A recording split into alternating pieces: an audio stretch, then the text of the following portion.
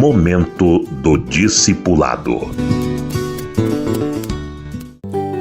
Livrando o novo discípulo de julgos religiosos. Eu quero tratar desse assunto que é muito importante. Eu chamo de novo discípulo o crente novo que está sendo discipulado, mas também o crente vivido e até crente velho que quer começar tudo de novo e quer ser discipulado. Então ele não é um novo convertido, mas ele é um novo discípulo. Se ele quer ainda produzir frutos, ele tem que aprender a fazer discípulo. Então tem que primeiro ser discípulo, arranjar um líder que esteja com ele frequentemente avaliando a sua vida. Eu estou falando de um crente velho que quer ser discípulo. Muitos crentes velhos, a maioria não quer, eles estão contentes com isso e vão terminar a vida assim, do mesmo jeito, passando 10, 20, 50 anos na igreja, do mesmo jeito e sem produzir frutos. Mas se eles querem ser discípulos para fazer discípulos, produzir frutos e abençoar outros, eles precisam aprender a ser discípulos. E então vão procurar um líder, um pastor pessoal, uma mãe espiritual, para avaliar a sua vida. Eu louvo muito a atitude dessas pessoas que são humildes. Mesmo depois de muitos anos de igreja, estão dispostos a começar de novo. Eu acho isso muito louvável.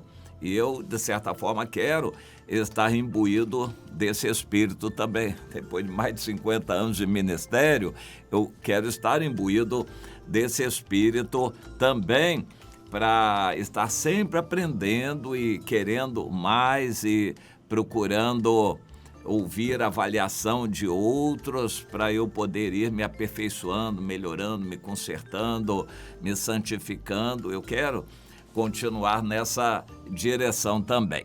Mas a pessoa vai ter que entender uma coisa: a religiosidade e principalmente o farisaísmo, o legalismo, é algo totalmente contrário ao evangelho, contrário à vontade de Deus.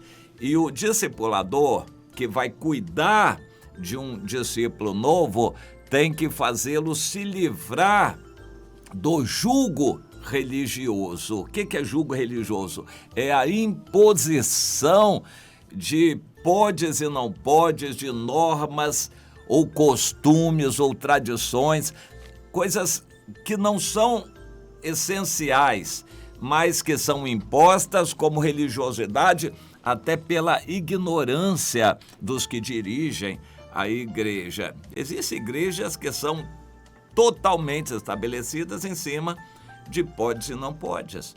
São igrejas de religiosidade apenas. As pessoas não crescem, não caminham na direção do amor, do fruto do Espírito, da santificação e da adoração a Deus em espírito e em verdade. Eles caminham na direção da religiosidade.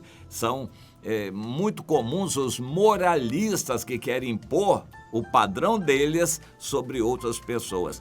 Mas se a gente for, na verdade, nem eles vivem o padrão que eles querem impor sobre os outros. Foi Jesus quem falou isto.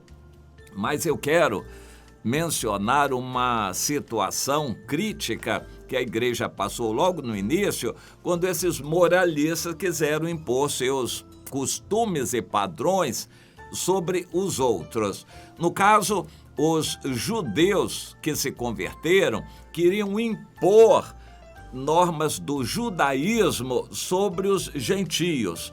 O assunto criou polêmica porque Pedro não apoiava, Paulo e Barnabé já estavam pregando para os gentios e abrindo muitas igrejas em todo lugar, mas os judaizantes enviavam mensageiros para perturbar a vida dos novos convertidos e dizer que eles tinham que cumprir os usos e costumes e guardar o sábado e coisas desse tipo.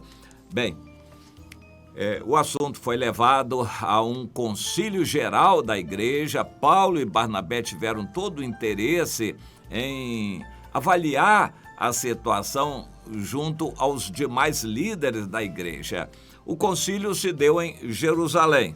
Poderia ter se dado em Antioquia, que era como que a capital da igreja gentílica, mas foi realizado em Jerusalém.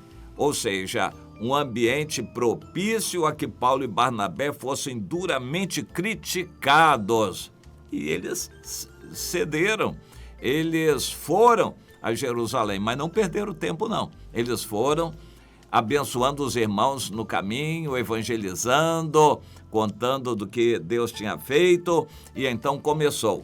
E lá, quando os apóstolos e presbíteros se reuniram, Pedro, houve muito debate, muitos começaram a falar, aí Pedro pediu a palavra. Ele ainda era bastante respeitado, não era considerado o líder maior mais, ele não era um papa da igreja, não era o líder maior, ele era reconhecido e por isso ele começou a falar e pediu a palavra. Meus irmãos, vocês sabem que Deus me usou para levar o evangelho primeiro para os gentios e me mostrou lá na casa de Cornélio aquela situação que Deus ama aquelas pessoas e pelo Espírito Santo aplica o sangue de Jesus para a purificação deles.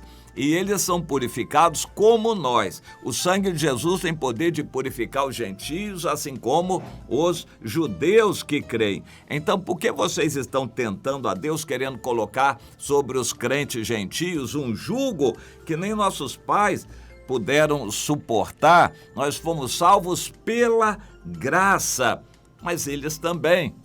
Bom, essa palavra foi muito clara, dura, contundente. E a seguir, houve silêncio. A multidão silenciou, passando a ouvir Paulo e Barnabé. Paulo e Barnabé não ficaram discutindo muito doutrina, eles contaram o que o Senhor tinha feito. Foram narrando os testemunhos. Eu acho isso muito interessante. Contra fatos não há argumentos. Quando a gente mostra o que Jesus fez na nossa vida, a gente conta a verdade, o que aconteceu, as pessoas não têm como contra-argumentar. Mas quando fica na opinionite, cada um dá sua opinião, aí vira discussão, bate-boca, que não leva a nada. E a partir, então, da palavra de Pedro, a coisa começou a tomar um ritmo mais sério. E Pedro falou, a multidão silenciou, a seguir Paulo e Barnabé falaram, e por fim sobrou um só, o líder judaizante. O que ele vai dizer? E na verdade o Tiago, o irmão carnal de Jesus, representando todos os mais rigorosos judaizantes, começou a falar. Só para a gente entender, os crentes gentios eram liberais nos costumes, não tinham que se vestir dessa maneira, ou não comer carne de porco, ou guardar o sábado, ou circuncidar. Os gentios não tinham essas coisas. E os judeus eram muito rigorosos e diziam que para ser salvos tinham que fazer assim e assado. Hoje existem igrejas de pode e não pode, de muitas imposições, como existem aquelas igrejas que liberam até demais. Igreja das portas largas, onde pode tudo de qualquer jeito. Bom, a questão foi levada à discussão e faltava a palavra final. O judaizante mor, o maior de todos, era o Tiago. E ele começou, ele entendeu pelo Espírito, naquela hora ele foi como que tomado pelo Espírito Santo e disse, pois é, vocês se lembram que lá em Amós tem uma profecia do tabernáculo de Davi que seria levantado. É o que está acontecendo. Deus não quer só templos, Deus usa tabernáculo. E esse tabernáculo de Davi é uma palavra figurada para simbolizar todos os ajuntamentos de cristãos no mundo todo que vão se reunir sem formalidades. Nas casas, nos escritórios, nas praças, nas ruas, na beira de rios, no alto das montanhas, nas praças, 2 ou 3 grupos pequenos vão se reunir em nome do Senhor. e isso vai ser o tabernáculo de Davi. Que nós entendamos isso, que o objetivo de Deus com o Evangelho é erguer o tabernáculo de Davi, ou seja, uma igreja sem complexidade, sem templos, sem formalidades, sem microfone, uma igreja onde pessoas se reúnem por amor ao Senhor para adorar a Deus em espírito e em verdade. E é dessa forma que todos os homens vão ser evangelizados, que é vontade de Deus, que todos sejam evangelizados. Os judeus não pensavam assim, para eles o evangelho era só para os judeus. E o Tiago conclui: eu julgo então que não devemos perturbar aqueles que dentre os gentios vão se convertendo a Deus.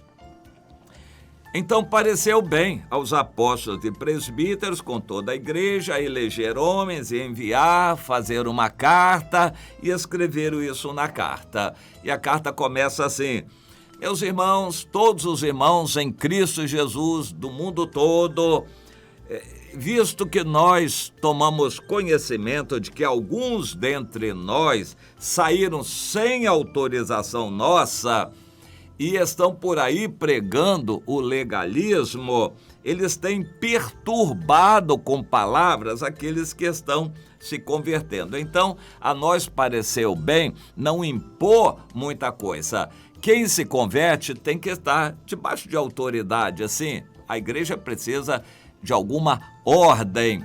Eu estou assim como que traduzindo as palavras dele, mas não imposições. E dessa forma, nós recomendamos certas coisas mais importantes e que Deus, pelo Espírito Santo, abençoe a todos, esclarecendo tudo, na prática de tudo que tem que fazer. Foi muito interessante aquele concílio, terminou com unanimidade. O mais rigoroso judaizante, na verdade, foi aquele que encerrou o seminário ali, o concílio, com uma palavra muito agradável e trouxe para nós uma joia, que é a interpretação da profecia de Amós sobre o tabernáculo caído de Davi. E isso é fundamental. O que é o tabernáculo caído de Davi que está levantado em nossos dias, dias do Evangelho? É a reunião de irmãos sem templos, sem formalidades, mas em espírito e em verdade, servindo a Deus, amando, evangelizando, trazendo outros, adorando a Deus e levando o evangelho para se espalhar. Não é um templo para atrair, concentrar e paralisar os crentes. É um evangelho vivo, dinâmico, que sai para que as pessoas se reúnam 2 ou 3, onde estiverem, para invocar o nome do Senhor. Isso é uma joia tremenda, maravilhosa. E hoje parece que há judaizantes de novo. Não, temos que construir um grande templo, vamos trazer todo mundo aqui para dentro do templo, todos vão ficar aqui debaixo das asas da galinha e aqui nós vamos andar assim, assim, assado, com essas formalidades. Isso é o anti-evangelho. E nós temos que livrar o novo discípulo desse jugo religioso.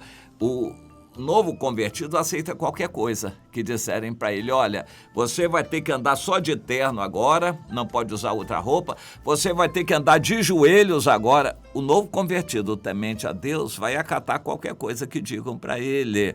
E se for imposto para ele um evangelho de podes e não podes, ele vai aceitar isto.